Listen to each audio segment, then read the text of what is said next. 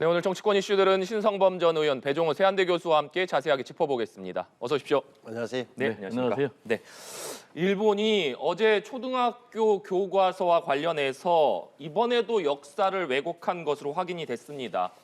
내용 다들 알고 계시겠지만 한일 정상회담 이후에 일본의 성의 있는 호응을 기대했던 분위기였기 때문에 국내 반발이 더 큰 것 같습니다. 의원님 먼저 어제 일본의 교과서 왜곡에 대해서 어떻게 좀 보셨습니까?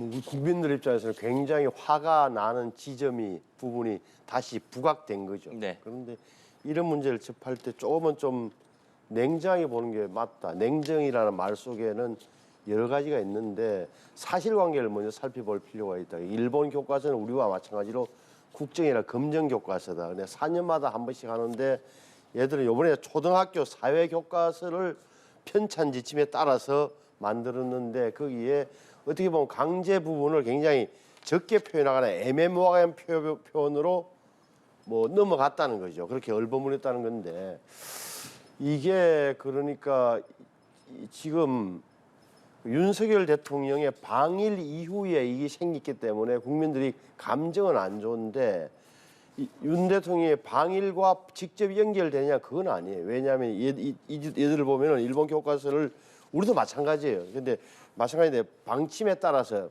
우리 교육부 자기들의 교육부에 네. 방침에 따라서 만드는데 그것은 이미 2021년도에 일본의 내각에서 결정한 사항이 있단 말이에요. 그 뭐냐면은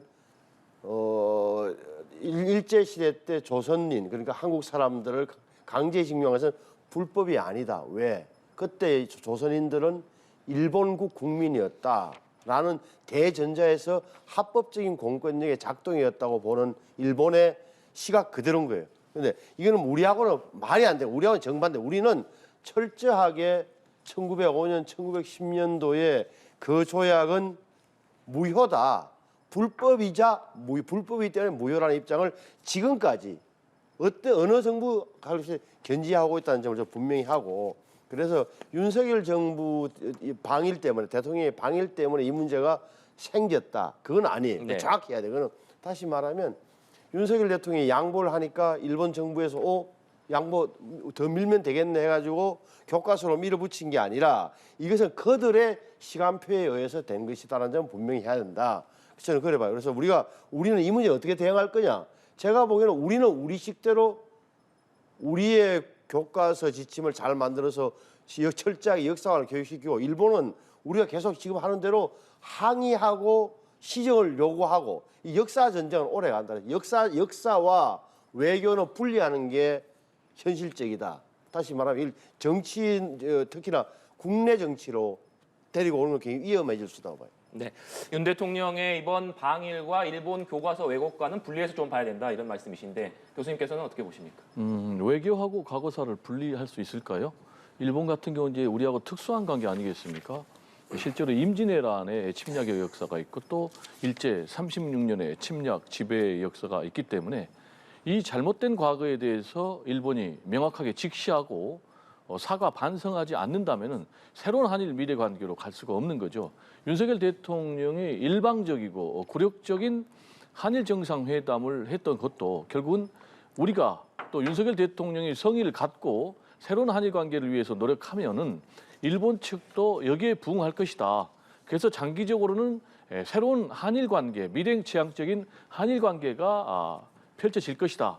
라는 그런 굉장히 낭만적인 순진한 생각으로 나섰지만은 역시 이제 국제 관계라는 것이 매우 엄혹한 네. 약육강식의 그런 관계입니다. 이게 낭만적으로 될 수는 없는 거죠. 한일 정상회담 전에 윤석열 대통령이 보편적 인권 그리고 역사적 정의 그리고 우리의 사법 주권과 어긋나는 제3자 변제 방식을 내놨음에도 불구하고 그리고 한일 정상회담에서 말씀드린 대로 성의를 기대했음에도 불구하고 전혀 다른 반응이 나왔지 않습니까? 오히려 뭐 독도 문제라든지 한일 위안부 문제라든지 뭐 후쿠시마 수산물 문제라든지 이런 문제까지 더 요구를 하는 그런 한일 정상회담 때문에 굉장히 국민들이 실망하고 분노할 수밖에 없는 그런 상황에서 이제 일본이 검정 교과서를 통해서 독도는 일본의 고유의 영토다. 네. 한국이 불법으로 점거하고 있다라는 그런 얘기. 그리고 강제징용 문제도 이제 자원으로 바꾸는 이런 역사 왜곡이 노골화되고 있는데 그렇다면은 윤석열 대통령이 만약에 이러한 일본의 어떤 반응을 미리 예상하지 못했다면 너무나 무능한 외교에 나선 것이죠.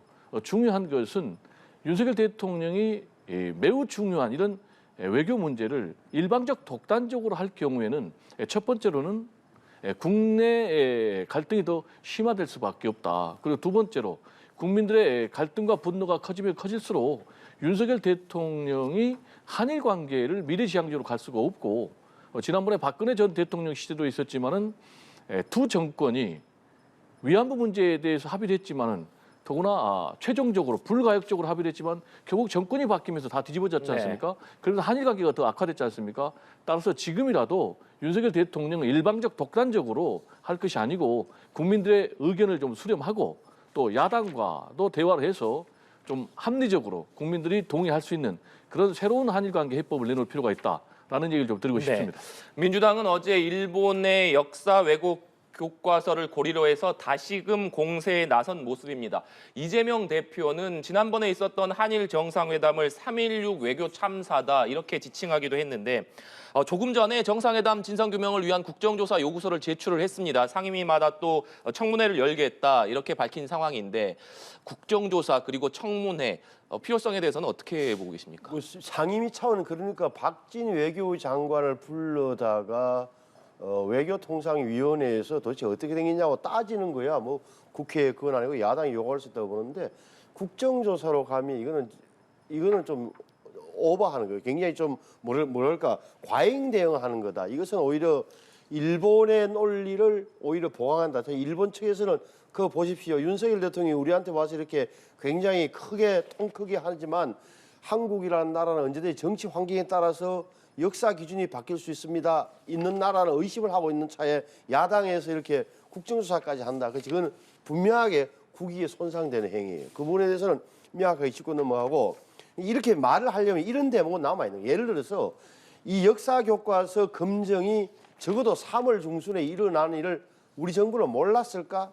이렇게 이런 질문이라면 아주 굉장히 아픈 질문이 될 수 있는 건데 그걸 알고도 예를 들어서 그 교과서 검증이 있지만 그것은 그것대로 놔두고 하겠다는 전략적 결단이 있었던 건지 아니면 이런 사실조차 몰랐던 건지 오히려 추궁해야 될 대목은 남아있다. 네.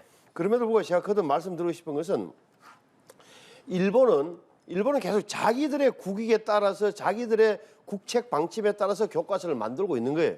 우리는 우리대로 만드는 거예요. 또 여기에 대해서 우리가 아무리 항의하고 한들 제대로 안 바꿀 거예요.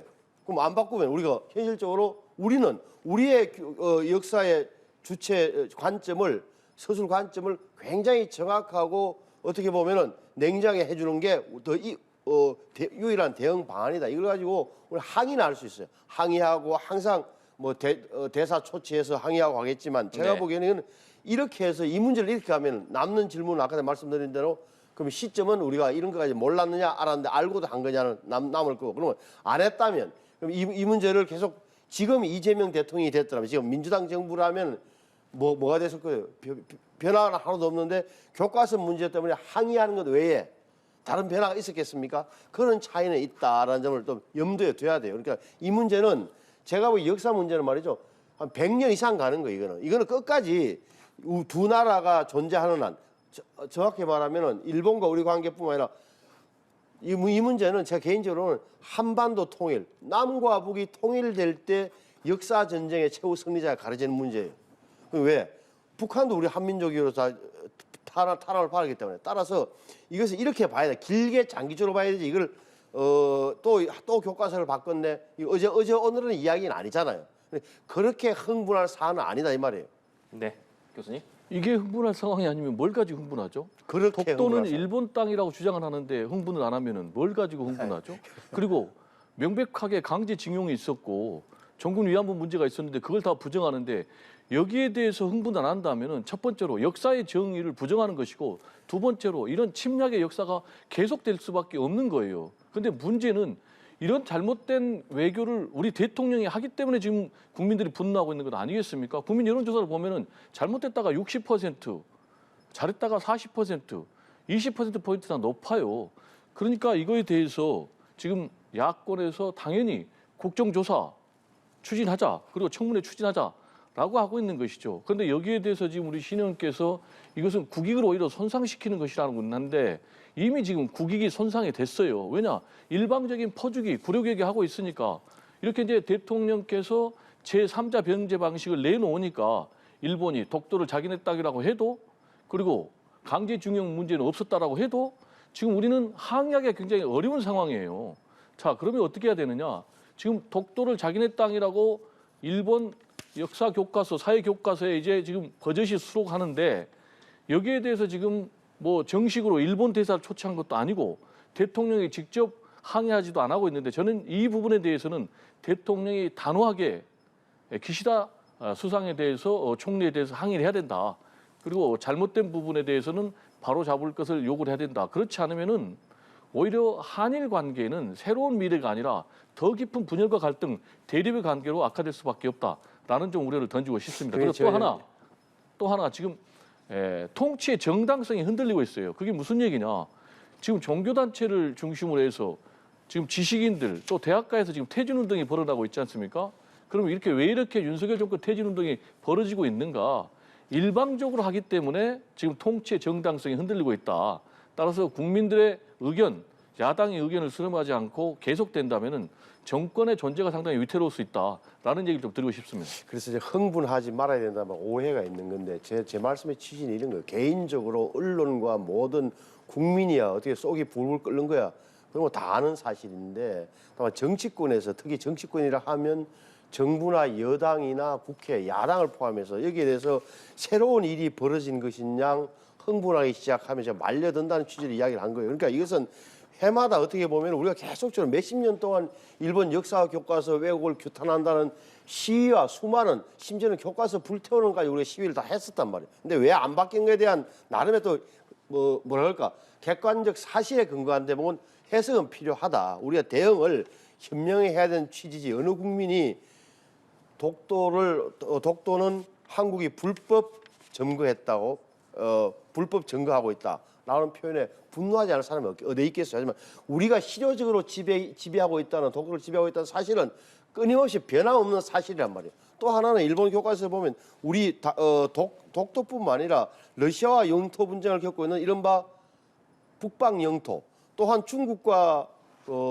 분쟁을 겪고 있는 센카쿠 이 두 개에 대해서도 일본의 고유 영토라는 표현을 유지하고 있는 걸로 봐서는 일본은 사실과 상관없이 자기들 국민, 어린 학생들을 상대로 해서 애국심을 부추기는 그런 교육을 시키고 있다는 대목으로 보는 게 좀 더 적확하다 이 말이에요. 여기서 좀 쟁점을 명확하게 해야 되는 게요. 지금 우리의 쟁점이 지금 민주당에서 요구하고 있는 국정조사 그리고 청문회가 정당한 것이냐라는 문제인데 지금 민주당에서 주장하는 국정조사 청문회는 독도에 대해서 일본 교과서가 자기네 땅이라고 우기는 것에 대한 것이 아니고 이번 한일 정상회담 관련해서 지금 일본 측에서는 독도 문제 그리고 위안부 합의 문제, 후쿠시마 수산물 문제 등이 거론이 됐다고 그러는데 지금 우리 대통령실에서는 그런 적이 없다고 하니까 이 부분이 그러면 거짓인가 참인가라는 것을 국정조사와 청문회를 통해서 규명하자는 것이고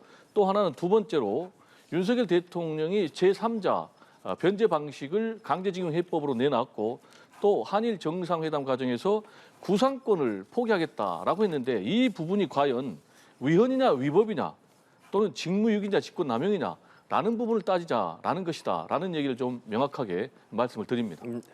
주제를 좀 바꿔보겠습니다. 정의당 이은주 원내대표가 국민의힘 주호영 원내대표를 만나서 대장동 50억 클럽 특검법 추진을 촉구한 후에 여야가 50억 클럽 특검법을 내일 법사위에 상정하기로 했습니다. 정의당은 자신들이 이끌어낸 결과다 이렇게 자평했는데요. 발언 듣고 대담 이어가도록 하겠습니다. 국민의힘은 김도읍 위원장을 통해 50억 클럽 특검법 상정을 위한 법사위 전체 회의를 내일 소집하겠다는 입장을 공식적으로 전달해 왔습니다. 정의당이 이끌어낸 결과입니다. 국민의힘은 법사위 상정으로 할 일을 다했다는 식으로 나몰라라 해서는 안 될 것입니다.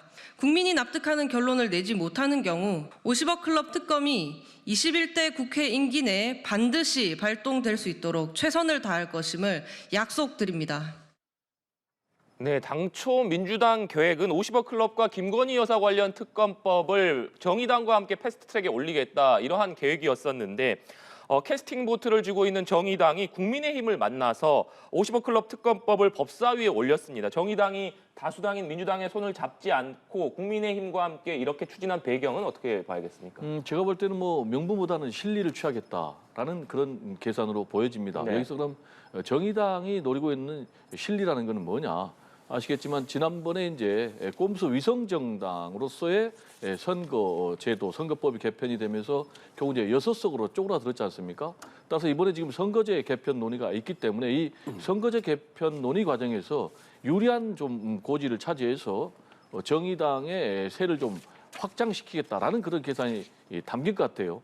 구체적으로 얘기하면 만약에 이번에 선거제도 개편할 때 지금 뭐 3가지 개편안을 가지고 전원위원회에서 회의를 하겠지만은 제가 볼 때는 뭐 선거제도의 골간이 크게 바뀌지는 않고 결국 이제 위성정당의 출현은 방지한다라는 부분에 대해서는 여야가 합의를 할 수밖에 없을 것 같아요. 그렇게 될 경우에는 결국 정의당이 상당 부분 수혜자가 되니까 이 부분을 노리고 지금 말씀하신 대로 정의당이 민주당과 손을 잡는 대신에 지금 국민의힘과 손을 잡고 지금 김건희 여사 특검에 대해서는 일단 추진하지 않고 50억 클럽 특검에 대해서 지금 패스트트랙을 하지 않고 법사위에 네. 상정해서 추진하는 것으로 지금 보여지는데 지금 명분은 정쟁을 방지하겠다.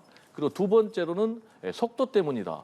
즉 속도 때문이라는 것은 패스트트랙 할 경우에도 최장 한 8개월 걸리기 때문에 법사위에서 여야가 합의를 하면 빨리 처리된다라는 것인데 과연 여야가 그렇게 합의를 해서 이게 빨리 처리될지라는 부분이 좀 의심이 들고요. 그리고 이제 정의당에서는 실리 플러스 또 차별화를 노리겠다는 그런 계산도 담겨 있는데 네. 과거에는 지금 뭐 민주당의 이중대 아니냐라는 그런 비난을 받았지 않습니까? 그러면서 지금 뭐 정당 지지율이 한 뭐 4, 5%대로 추락하고 정의당의 존재 이유가 흔들리는 이런 상황인데 이렇게 될 경우에는 실리를 얻을지는 몰라도 그럼 정의당은 국민의힘 이중대가 아니냐라는 그런 비난도 받을 수가 있기 때문에 상당히 정의당에서 지금 어려운 선택을 한 것이 아닌가 이렇게 생각이 됩니다. 네, 정의당이 명분이 아니라 실리를 택한 것이다 이렇게 분석해 주셨는데 조금 전에 류호정 원내대변인도 얘기했습니다만 국민이 납득하는 결론을 내지 못할 경우에는 21대 국회 임기 내에 반드시 발동될 수 있도록 하겠다 이렇게 얘기를 했기 때문에 만약 법사위에서 이 문제가 제대로 합의되지 못할 경우에는 패스트트랙에 참여할 수 있다 이런 여지를 남겼다라고 봐야 되겠습니까? 그거보다는 큰 질문 자체가 왜 정의당이 왜 민주당 손을 안 잡고 국민의힘의 손을 잡았을까? 정의당이 국민의힘이 그렇게 마음에 들었을 리는 없을 텐데 민주당의 지금까지의 특검 관련 주장이 너무 과장돼 있거나 사실과 부합하지 않아서 정치적으로 부담스러운 거예요. 무슨 말이냐? 민주당에서 이야기했던 대장동 특검이라는 게 50억 클럽뿐만 아니라 플러스 뭐 윤석열 검사 시절까지 올라가는 그런 모든 걸 포함하기 때문에 펑퍼짐해버렸단 말이에요. 그러니까 차라리 처음부터 정의당은 50억 클럽만 하자는 이야기를 해왔던 거죠. 그러니까 민주당 주장을 따라가기에는 정의당이 굉장히 부담스럽고 비현실적인 걸 아는 거예요. 그래서 김건희 특검하고 같이 하자, 쌍특검을 하자 이런 식이었으니까 오히려 더 그 부분도 비현실적이라고 정의당은 판단한 거죠. 그러니까 민주당이 내걸었던 이 특검 주장이 굉장히 좀 뭐랄까 정치적인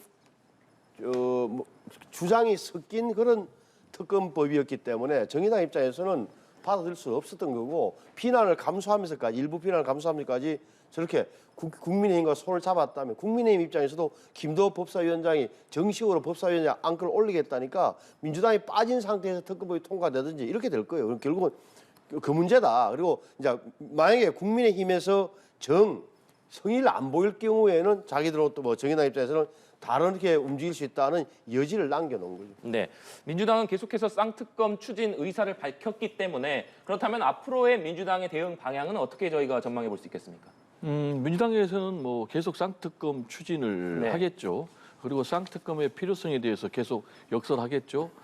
그렇지만은 이미 지금 국민의힘과 그리고 또 정의당이 원내대표가 만나서 법사위를 통해서 50억 클럽 특검을 추진하겠다라고 했기 때문에 네. 민주당은 30일 날 본회의에서 이 쌍특검 법안을 이제 발의해가지고 상정해서 처리하겠다라는 것인데 이 계획이 이제 일단 틀어진 것일 수밖에 없죠. 그렇다면 이제 민주당 입장에서는 과연 국민의힘과 정의당의 이런 합의가 순조롭게 진행이 될 것인가? 지금 이제 민주당에서 주장하기는 결국은 정의당이 국민의힘의 이른바 시간 끌기 작전, 즉 레토릭에 사로잡혀가지고 이 시간만 내어주는 그런 잘못된 선택을 했다. 그러면 그 시간 끌기 과정을 통해서 결국은 관련 50억 클럽 혐의자들은 증거만 인멸할 것이다. 이렇게 얘기를 하고 있는데 만약에 순조롭게 진행이 된다면은 네. 제가 볼 때는 뭐 정의당의 선택이 옳은 것으로 결론이 나겠지만은 저는 개인적으로 순조롭게 진행이 안 된다고 봅니다. 그럴 경우에는 이제 그때는 다시 지금 뭐 아까 앵커께서 말씀하셨지만은 정의당은 이번 21대 국회 내에서는 반드시 이 특검법 처리한다라는 것 아니겠습니까? 그래서 그 잘못된 선택으로 드러나면은 그때는 또 민주당과 정의당이 손을 잡고 다시 패스트트랙 특검법을 추진할 수 있고 그때는 50억 클럽 특검 플러스 김건희 여사 특검 추진도 가능하게 되는 그런 상황이 벌어지지 않을까 이렇게 전망이 네. 됩니다.